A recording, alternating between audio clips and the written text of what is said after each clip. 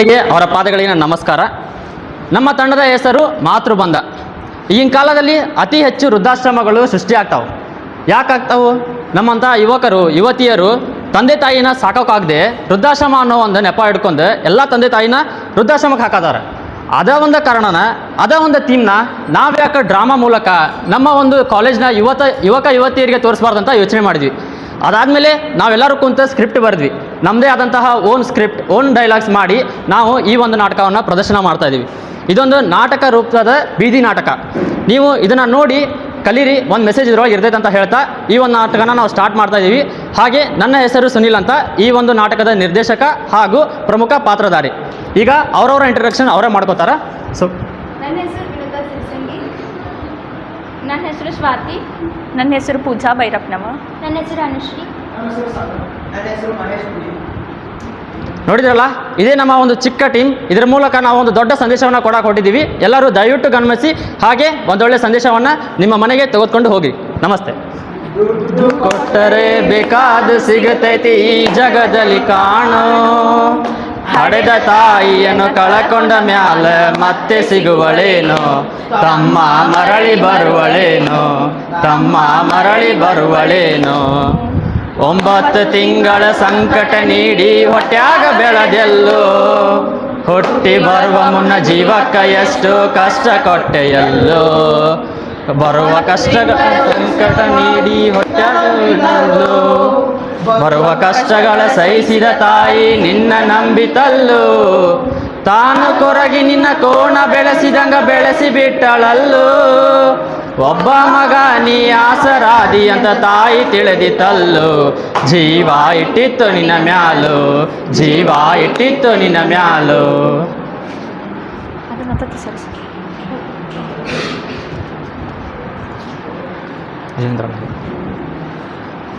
ಅಪ್ಪ ದೇವ್ರೆ, ನಾನು ನಿನಗೇನಪ್ಪ ಕೇಳಬಾರ್ದು ಕೇಳಿದೆ. ನಾಳೆ ನಾನು ಸತ್ತಾಗ ನನ್ನ ಚಿತೆಗೆ ಬೆಂಕಿ ಇಡೋಕೆ, ನನ್ನ ದೇಹಕ್ಕೆ ಹೆಗಲಾಗೋಕೆ ಒಂದೇ ಒಂದು ಮಗುನ ಕೇಳಿದೆ. ಪ್ರತಿದಿನ ಹೂವು ಹಣ್ಣು ಎಲ್ಲ ಇಟ್ಟು ಪೂಜೆ ಮಾಡಿದರೂ ನಿನಗಿಷ್ಟ ಇಲ್ಲ ಅನಿಸುತ್ತೆ. ಊರಿನ ಜನ ಎಲ್ಲ ನನ್ನ ಬಂಜೆ ಬಂಜೆ ಅಂತ ಕರೆದಾಗ ನನಗಾಗೋ ನೋವು ಪಡೋ ಸಂಕಟಕ್ಕಿಂತ ಒಬ್ಬ ಮಗ ತನ್ನ ತಾಯಿಗೆ ಅಮ್ಮ ಅಂತ ಕರೆದಾಗ ನನಗಾಗೋ ನೋವೇ ಹೆಚ್ಚು ಕಾಡ್ತಿದೆ ದೇವ್ರೆ. ಯಾಕಪ್ಪ ನನ್ನ ಜೀವನದಲ್ಲಿ ಇಷ್ಟು ಕಷ್ಟ ಕೊಡ್ತಿದ್ಯಾ? ಕರುಣೆ ತೋರಿಸು ದೇವ್ರೆ, ಕರುಣೆ ತೋರಿಸು, ಕರುಣೆ ತೋರಿಸು.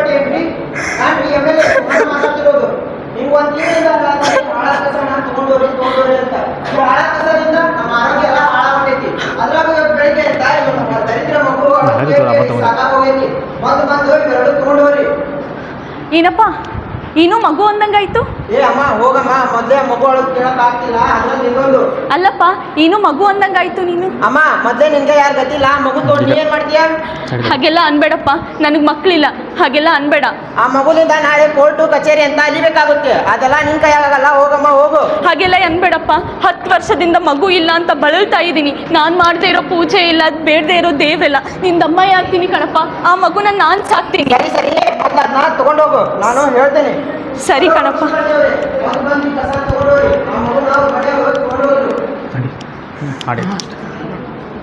ಪರಪಂಚ ನನ್ನ ಪರಪಂಚ ನೀನೇ ಎಲ್ಲ ಬೇರೇನಿಲ್ಲ. ಪರಪಂಚ ನನ್ನ ಪರಪಂಚ ನೀನೇ ಪ್ರಾಣ, ನೀನೇ ಪ್ರಾಣ. ಪರಪಂಚ ನನ್ನ ಪರಪಂಚ ಕಷ್ಟ ನನ್ನೊಡನೆ ಮನ್ನಾಗಲಿ, ಜಗದ ಸುಖ ನಿನ್ನ ಕೈ ಸೇರಲಿ. ನನ್ನ ಕಣ್ಣಲ್ಲಿ ಹನಿ ನೀರು ಬರದಂತೆ ಕಾಯುವೆನು. ಪರಪಂಚ ನನ್ನ ಪರಪಂಚ 20 ವರ್ಷಗಳ ನಂತರ. ಮಗ ಕೃಷ್ಣ, ಕಂದ ಎಲ್ಲಿದೆಯೋ? ನಿನ್ಗೋಸ್ಕರ ನೋಡು ನಾನು ಏನು ತಂದಿದ್ದೀನಿ ಅಂತ. ಏ ಅಮ್ಮ, ಯಾಕೆ ಕಿರಿಸ್ತಿದ್ಯಾ? ನಂಗೇನು ಕಿವಿ ಕೇಳಿಸಂಗಿಲ್ಲನ? ಮಗ ನೋಡು, ನಿನ್ಗೋಸ್ಕರ ನಾನು ಹೊಸ ಬಟ್ಟೆ ತಂದಿದ್ದೀನಿ. ನೀನು ಇದನ್ನ ಹಾಕೊಂಡ್ರೆ ಪುನೀತ್ ರಾಜ್ಕುಮಾರ್, ಸುದೀಪ್ ಥರ ಹೀರೋ ಕಂಡಂಗೆ ಕಾಣ್ತೀಯ ನೋಡು. ನೀನ್ ತಂದಿರೋ ಈ 500 ರೂಪಾಯಿ ಶರ್ಟ್ ಇದನ್ನ ಹಾಕೊಂಡ್ರೆ ನಾನು ಸುದೀಪ್ ಪುನೀತ್ ರಾಜ್ಕುಮಾರ್ ತರ ಕಾಣ್ತೀನಿ. ಹೇ, ಯಾರಿಗಾರ ಹಿಂಗೆ ಹೇಳಿ. ನಮ್ಮ ಫ್ರೆಂಡ್ಸ್ ಅವ್ರ ಫ್ಯಾಮಿಲಿ ಒಳಗೂ ಅದಾರೆ, ಅವ್ರಿಗಂತಂದು 5,000 ರೂಪಾಯಿ 10,000 ರೂಪಾಯಿ ಅಂತಂದು ಸೂಟು ಬೂಟು ಕೊಡಿಸ್ತಾರೆ. ಅದೇ ಡ್ರೆಸ್ ಅಂದ್ರೆ ನೀನು ತಂದಿರೋ ಈ 500 ರೂಪಾಯಿ ಕಿತ್ತೋ ಶರ್ಟ್ ಅಲ್ಲ. ಇದನ್ನ ನಮ್ಮ ಊರಿನ ಭಿಕ್ಷುಕರು ಹಾಕೊಳ್ಳೋಂಗಿಲ್ಲ. ಹೌದು ಮಗ, ನಾನು ಅವರಷ್ಟು ಬೆಳೆ ಬಾಳದೆ ಇರೋಷ್ಟು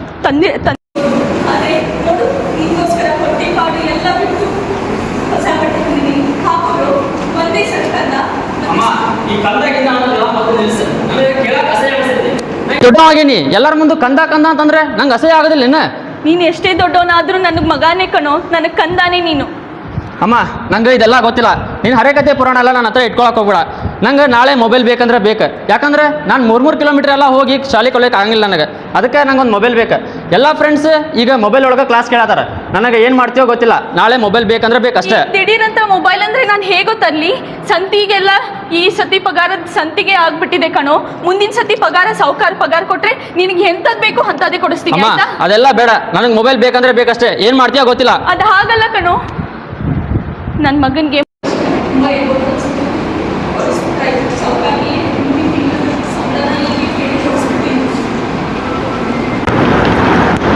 ಕೆಲವು ವರ್ಷಗಳ ನಂತರ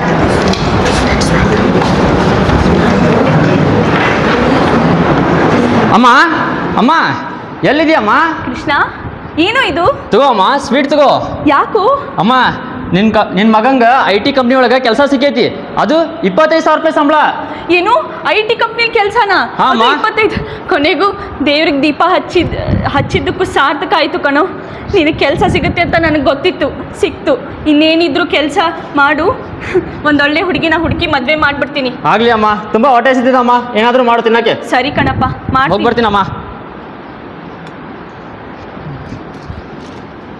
ಮಾರನೇ ದಿನ ಕೃಷ್ಣನ್ಗೆ ಲೇಟ್ ಆಯ್ತು ಅನ್ಸುತ್ತೆ. ಊಟಕ್ಕೆ ಕೊಟ್ಬಿಡ್ತೀನಿ. ಅಮ್ಮ ಡಬ್ಬಿ ಕೊಡಮ್ಮ, ಟೈಮ್ ಆಯ್ತು. ಕೃಷ್ಣ ತಗೋ, ಕೆಲಸ ಅಂತ ಕೂತ್ಕೋಬೇಡ, ಊಟ ಮಾಡು ಆಯ್ತಾ? ಅಮ್ಮ ಸರಿ ಅಮ್ಮ, ನೀನು ಮನೆ ಕಡೆ ಹುಷಾರಮ್ಮ. ಸರಿ ಕಣಪ್ಪ, ನಮಸ್ಕಾರ. ಸರಿ. ನನ್ನ ಮಗನಿಗೆ ಕೆಲಸನೂ ಸಿಕ್ತು. ಬೀರಪ್ಪನವ್ರಿಗೆ ಹೇಳಿ ಒಂದು ಒಳ್ಳೆ ಹುಡುಗಿನ ಹುಡುಕ್ಬಿಡ್ತೀನಿ.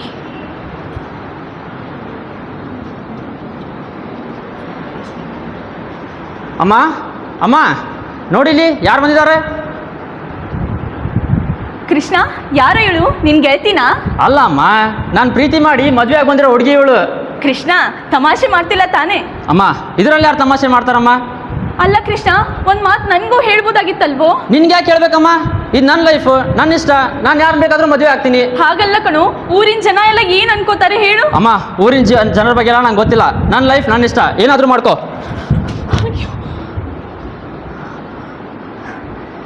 ಮದುವೆ ನೋಡಬೇಕು, ನನ್ನ ಮಗನ ಮದುವೆ ನೋಡಬೇಕು ಅನ್ನೋ ತುಂಬ ಆಸೆ ಇಟ್ಟಿದ್ದೆ. ಇರಲಿ, ಅವ್ರ ಮದುವೆ ಆಗಿದ್ದಾರೆ. ಚೆನ್ನಾಗಿದ್ದರೆ ಸಾಕಷ್ಟೆ, ಚೆನ್ನಾಗಿದ್ದರೆ ಸಾಕು. ಅಯ್ಯೋ, ಈ ಆಫೀಸ್ಗೆ ಹೋದ್ರೆ ಬಾಸ್ ಕಿರಿಕಿರಿ ಎಷ್ಟು ತಲೆ ಕೆಡಾಯ್ತು ಅಂದ್ರೆ ಅಷ್ಟು ತಲೆ ಕೆಡಾಯ್ತಿ. ಈಗ ಮತ್ತೆ ಲೇಟ್ ಆಗ್ಬಿಟ್ಟೈತಿ. ಈಗ ಹೋದೆ ಅಂದ್ರೆ ಮತ್ತೆ ಕಿರಿಕಿರಿ ಮಾಡ್ತಾನೆ. ಸ್ವಾತಿ, ನಾನು ಕೆಲ್ಸಕ್ಕೆ ಹೋಗಿ ಬರ್ತೀನಿ. ಹುಷಾರು ಮನೆ ಕಡೆ. ನನ್ನ ಮಗ ಪ್ರತಿದಿನ ನನಗೆ ಹೇಳೋಗೋನು, ಈಗ ಅವಳಿಗೆ ಹೇಳಿ ಹೋಗ್ತಿದ್ದಾನೆ. ಇರಲಿ. ಏನಮ್ಮ, ಸ್ವಲ್ಪ ಮೇಲ್ಗಡೆ ಬಟ್ಟೆ ಒಣಗಾಕಿದ್ದೀನಿ, ತಂದು ಕೊಡ್ತೀಯಾ? ನಂಗೆ ಆಗಲ್ಲ ಅತ್ತೆ. ಅಲ್ಲಮ್ಮ, ನನ್ನ ಮಂಡಿ ನೋವ್ತಾ ಇದೆ, ಸ್ವಲ್ಪ ಮೇಲ್ಗಡೆ ಹೋಗಿ ತಂದು ಕೊಟ್ಬಿಡು. ನಂಗೆ ಪದೇ ಕೆಲಸ ಹೇಳಕ್ ಬರಬೇಡಿ. ನಂಗೆ ಆಗಲ್ಲ ಅಂದ್ರೆ ಆಗಲ್ಲ ಅಷ್ಟೇ. ಅಲ್ಲಮ್ಮ, ಹೇಳಕ್ ಬರಬೇಡಿ. ಅವ್ಳು ತವ್ರ ಮನೇಲಿ ಮಾಡಿಸಿಲ್ಲ ಅನ್ಸುತ್ತೆ. ನಾನು ಮಾಡಿಸಿದ್ರೆ ಅದು ಚೆನ್ನಾಗಿ ಕಾಣಲ್ಲ. ನಾನೇ ತೊಗೊಂಡು ಬರ್ತೀನಿ.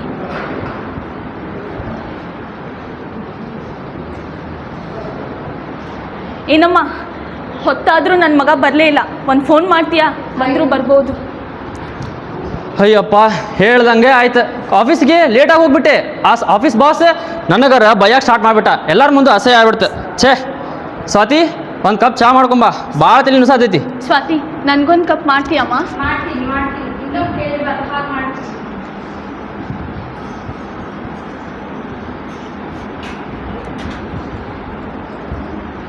ಹಾಂ, ಥ್ಯಾಂಕ್ಸ್ ಸ್ವಾತಿ.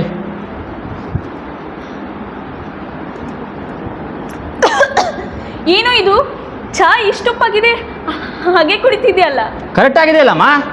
ಅಲ್ವೋ ನೋಡಿಲಿ ನೀನೇ ಕುಡಿದು ನೋಡು ಚಾ ಇಷ್ಟು ಉಪ್ಪಾಗಿದೆ ಕಣೋ. ಅಮ್ಮ ನನಗೆ ಬೇರೆ ನಿನ್ಗೆ ಬೇರೆ ಮಾಡ್ತಾಳ. ಸುಮ್ಮನೆ ಅವಳು ಲವ್ ಮ್ಯಾರೇಜ್ ಆಗಿದೆ ಅಂತ ಅಪೋದ ಹಾಕ್ಬೇಡ ನೀನು. ಹೇ ನಾನು ಯಾಕೋ ಅಪವಾದ ಹಾಕ್ಲಿ ನೋಡಿಲಿ. ಏ ಅಮ್ಮ ಮೊದಲೇ ನನಗೆ ಆಫೀಸ್ ಟೆನ್ಷನ್, ಅದರಲ್ಲೇ ನೀನು ಬೇರೆ ವಟ ವಟ ಅನ್ಕೊಂತ ಯಾವಾಗಲೂ.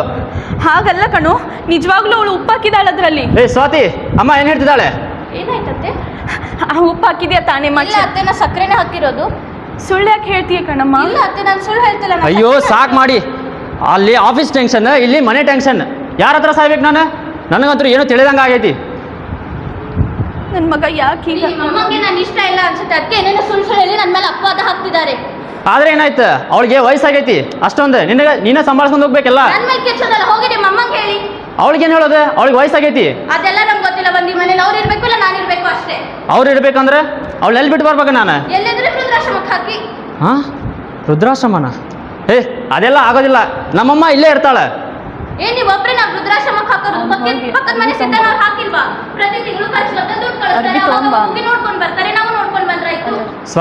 ಸ್ವಾತಿ ಹೇಳೋದನ್ನ ಕೇಳಿಸ್ಕೊ. ನಾನು ಮಗ ಅದೀನಿ, ನೀನು ಸೊಸಿ ಇದೀನಿ. ಇಬ್ರು ಇದ್ರೂ ತಾಯಿನ ಅನಾಥಾಶ್ರಮ ವೃದ್ಧಾಶ್ರಮಕ್ಕೆ ಹಾಕಿದ್ರೆ ನೋಡಿ ಜನ ಏನು ಅನ್ಕೊಳ್ಳಂಗಿಲ್ಲ. ಹಾಗಿದ್ರೆ ನೀನು ನಿಮ್ಮ ಮನೆ ಮನೇಲಿ ಇರಿ, ನಾನೇ ಎಲ್ಲಾದ್ರೂ ಹೋಗ್ತೀನಿ. ಏನಾದರೂ ಮಾಡ್ಕೊ. ನಾನು ಸಾಯಂಕಾಲ ಇವಾಗ ಸಂತೆಗೆ ಹೋಗ್ತಿದ್ದೀನಿ. ನಾ ಏನಾದರೂ ಬೇಕಾದರೆ ಕಾಲ್ ಮಾಡು. ಅಯ್ಯೋ ಮಂಡೆ ಎಷ್ಟು ನೋಯ್ತದವೆ, ಇತ್ತೀಚೆಗೆ ತುಂಬ ನೋಯ್ತದವೆ. ಅಯ್ಯೋ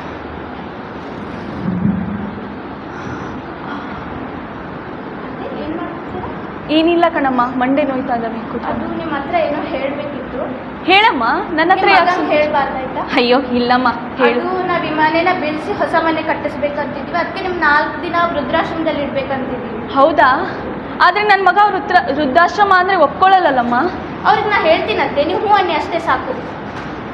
4 ದಿನ ಅಲ್ಲಮ್ಮ, ನನ್ನ ಮಗನ ಬಿಟ್ಟು ನಾನು ಇರಲ್ಲ. ಹಾ 4 ದಿನ ಅಂತೆ. ಸರಿ ಕಣಮ್ಮ, ನೀವು ಅವ್ರು ಬಂದ ತಕ್ಷಣ ನೀವು ಚೆನ್ನಾಗಿದ್ರೆ ಸಾಕು ನನಗೆ. ಹೇಳ್ತೀನಿ. ಅಯ್ಯೋ ರಗಡ ಆಯ್ತು ಆಫೀಸ್ ಒಳಗೆ. ಇವ್ರದ್ದು ಒಂದು ಮನೆಯೊಳಗೆ ವೃದ್ಧಾಶ್ರಮ ಅನಾಥಾಶ್ರಮ ಅಂತೆಲ್ಲ ಚಾಲೂ ಮಾಡಿಬಿಟ್ರ. ನನಗರ ಸಾಕಾಗ್ಬಿಟ್ಟೈತಿ. ಸ್ವಾತಿ ಏನು ಮಾಡತ್ತಿ? ಏನಿಲ್ಲ, ನಾ ಬೆಳಗ್ಗೆ ಏನೋ ಹೇಳಿದ್ನಲ್ಲ, ಅದ್ರ ಬಗ್ಗೆ ಏನು ಯೋಚನೆ ಮಾಡಿದ್ರಿ? ಅಯ್ಯಪ್ಪ ಮತ್ತೆ ಸ್ಟಾರ್ಟ್ ಮಾಡಿದ್ಲಪ್ಪ ಇವಳು. ನಾನು ಅವಾಗಲೇ ಹೇಳಿದ್ನಲ್ಲ, ನನ್ನ ಅಮ್ಮನ್ನ ಎಲ್ಲೂ ಕಳ್ಸೋದಿಲ್ಲ. ಅದಕ್ಕೆ ನಾನು ಒಪ್ಪೋದಿಲ್ಲ, ಅವಳು ಒಪ್ಪೋದಿಲ್ಲ. ನಿಮ್ಮ ಅಮ್ಮ ಹೋಗ್ತಾರೆ, ಬೇಕಾದ್ರೆ ಅವ್ರನ್ನೇ ಕೇಳಿ ನೋಡಿ. ಅಮ್ಮ ಕೃಷ್ಣ ಯಾವಾಗ ಬಂದ್ಯೋ? ಅಮ್ಮ ಇವಳು ಏನು ಹೇಳ್ತಿದ್ದಾಳಮ್ಮ? ಏನಾಯ್ತಮ್ಮ? ಅದೇ ಅತ್ತೆ ಆಗ್ಲೇ ಹೇಳಿದ್ನಲ್ವಾ. ಹೌದು ಕೃಷ್ಣ, ಈ ಮನೆನ ನಿಮ್ಮಪ್ಪ ಸಣ್ಣೋರಿದ್ದಾಗೆ ಕಟ್ಸಿದ್ದು. ನೀನು ಚೆನ್ನಾಗಿ ಕಟ್ಸು. ನಾನು ಅದು ಹಂಗಲ್ಲಮ್ಮ. ನೋಡಿದ್ದ ಜನ ಏನಂತಾರಮ್ಮ? ಅಯ್ಯೋ ನೀನೇನು ನನ್ನ ಅಲ್ಲೇ ಇಟ್ಬಿಡ್ತೀಯಾ? ಕರ್ಕೊಂಡು ಬರ್ತೀಯ ತಾನೇ 4 ದಿನದಲ್ಲಿ? ಯಾಕೋ ಕೃಷ್ಣ, ನಾನು ಹೋಗಿ ಬರ್ತೀನಿ. ಅಮ್ಮ ಬೇಡ ಅಮ್ಮ. ನಾನು ಹೋಗಿ ಬರ್ತೀನಿ ಕೃಷ್ಣ. 4 ದಿನ ಬಂದ್ಮೇಲೆ ನೀನೇ ಕರ್ಕೊಂಡು ಹೋಗು ಆಯ್ತಾ? ಸರಿ ಅಮ್ಮ, ಸರಿ. ಅಮ್ಮನ ಎಲ್ಲ ಬಟ್ಟೆ ಪ್ಯಾಕ್ ಮಾಡು. ಬನ್ನಿ ಅತ್ತೆ, ಬಟ್ಟೆ ಪ್ಯಾಕ್ ಮಾಡೋಣ. ಸರಿ ಕಣ.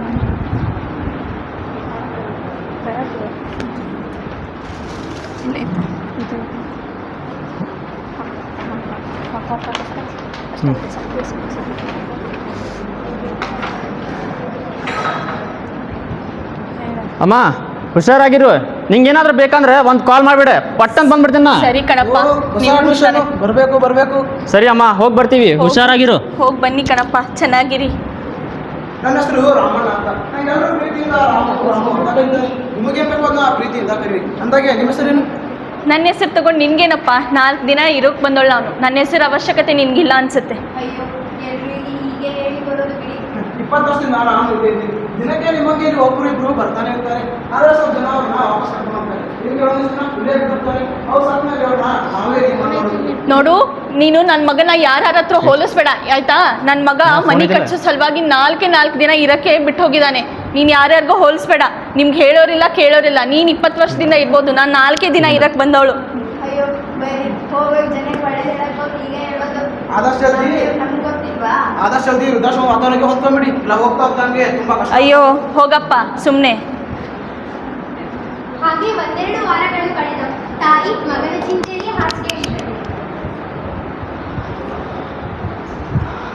ನಾನು ಈ ಸಲ ಎಲೆಕ್ಷನ್ ಒಳಗ ಆರಿಸ್ ಬಂದೀನಿ. ಅದಕ್ಕಂತ ಇವ್ರಿಗೆಲ್ಲ ಸ್ವೀಟ್ ತಂದೀನಿ. ಸ್ವೀಟ್ ತೋಡ್ಪಾ. ಮಳೆಗಾಲ ಅಯ್ಯೋ ಸರ್, ಈ ಅಮ್ಮನ ಅವ್ರ ಮಗನ ಚಿಂತೆಯಲ್ಲಿ ಕೋಳಿ ಹಾಸ್ಪಿಟಲ್ ಬಿಟ್ಟಿದ್ದಾರೆ ಸರ್. 2 ದಿನ ಆಯ್ತು. ಗಂಟೆ ನೀರು ಹಾಕೊಂಡು ಹೋಗ್ತಿಲ್ಲ. ಹೌದಾ? ನೋಡ್ತೀನಿ. ಅಂತಮ್ಮ ನೀವೇನಿಲ್ಲಿ? ಇವಳು ಗೊತ್ತಾ ಸರ್ ನಿಮಗೆ? ಹಾ ಗೊತ್ತಮ್ಮ. ಪಾಪ ಸರ್, ಇವಳು ತನ್ನ ಮಗನ ಚಿಂತೆಯಲ್ಲಿ ಕೊರಿ ಈ ಥರ ಆಗಿಬಿಟ್ಟಿದ್ದಾಳೆ. ಬಂದು ನೋಡೋದಲ್ಲದೆ ಒಂದು ಕಾಲ್ ಕೂಡ ಮಾಡಿಲ್ಲ. ಆಶ್ರಮದ ಫೋನ್ ನಂಬರ್ ಕೂಡ ಬ್ಲಾಕ್ ಮಾಡಿದೆ. ನೀವಾದರೂ ಹಚ್ಚಿ ಸರ್. ಇರಮ್ಮ ಹಚ್ತೀನಿ. ಹಲೋ ಹಲೋ ಯಾರ್ರೀ? ನಾನಪ್ಪ MLA. ಹಾಂ ಸರ್ ಹೇಳಿ ಸರ್. ನಿಮ್ಮ ತಾಯಿ ಸಾವು ಬದುಕಿನ ನಡುವೆ ಓಡಾಡ್ತಿದ್ದಾಳೆ. ಬಂದು ಈಗ ಅದು ನೋಡಪ್ಪ. ಅಯ್ಯೋ ಸರ್ ಇಷ್ಟೆಲ್ಲ ಆದರೂ ನಾನು ಕಾಲೇ ಮಾಡಿಲ್ಲ ಅಲ್ಲ ಸರ್ ಯಾರು? ಏನು ನೋಡ್ತೀಯಪ್ಪ, ನಿನ್ನ ನಂಬರ್ ಬ್ಲಾಕ್ ಆಗಿದೆ. ಹಾಂ ಸರ್ ನಾನು ಮಾಡಿಲ್ಲ ಸರ್ ಬ್ಲಾಕ್ನ. ಚಂದಾಗಿ ತೆಗೆದು ನೋಡಪ್ಪ. ಅಯ್ಯೋ ಇರಿ ಸರ್, ನಾನು ಬ್ಲಾಕ್ ಮಾಡಿಲ್ಲ ಅಲ್ಲ. ಏಯ್ ನೀನೇ ಬ್ಲಾಕ್ ಮಾಡಿತಾನೆ ನಮ್ಮನ್ನ ಬರ. ನಾನು ಮಾಡಿಲ್ಲ ರೀ. ನೀನು ಮಾಡಿದೆ ಮತ್ತೆ ಯಾರು ಮಾಡ್ತಾರೆ? ಬಾ ಈಗ ನಮ್ಮಮ್ಮ ಸಾವು ನಡುವೆ ಬದುಕಿ ನೋಡಿ ಹೊರಡ್ತಾಳ. ಬಾ ಅಮ್ಮ. ಸರ್ ಎಲ್ಲಿ ಸರ್ ನಮ್ಮ ತಾಯಿ ಎಲ್ಲಿ ಸರ್? ಅಮ್ಮ ಅಮ್ಮ ಅಮ್ಮ ಹೀಗಾದ್ರೂ ನೋಡಪ್ಪ, ಸಾಕಿದ ತಾಯಿನ. ಸರ್ ನೀವು ಸಾಕಿದ ತಾಯಿ ಅಂತಲ್ಲ ಹೇಳ್ಬೇಡಿ ನಮ್ಮಮ್ಮಂಗೆ. ನನ್ಗೆ ಗೊತ್ತಿರೋ ಸತ್ಯ ನಿನ್ಗೆ ಗೊತ್ತಪ್ಪ. ಅಮ್ಮ ಸರ್ ಇವಳು ನಾನು ಎತ್ತಿ ತಾಯಿ ಸರ್. ಇಲ್ಲಪ್ಪ, ಯಾವುದೋ ಒಂದು ಕಸ ತೊಟ್ಟಿಯಲ್ಲಿ ಬಿದ್ದಿರೋ ನಿನ್ನ ಹೊರತು ಸಾಕಿದ್ದಲ್ಲ, ಆತ್ಮ ತಾಯಿಗೆ ಆಗ್ಬೇಕಾಗಿದ್ದೆ. ಅಮ್ಮ ಅಲ್ಲ ಸರ್. ನೋಡಿದ್ರಲ್ಲ ಪಾಪ, ನಾನು ಯಾರೋ ಬಿಟ್ಟಿರೋ ಮಗುನ ತಗೊಂಬಂದು ಆ ತಾಯಿ ಸಾಕಿದ್ದು. ಆದ್ರೆ ಆ ಮಗ ಏನ್ ಮಾಡ್ದ ಅವಳಿಗೆ? ಯಾರೋ ನೆನ್ನೆ ಮೊನ್ನೆ ಬಂದಿರೋ ಅವ್ನ ಹೆಂಡತಿ ಮಕ್ಕಳಿ ವೃದ್ಧಾಶ್ರಮಕ್ಕೆ ಸೇರಿಸಿದ.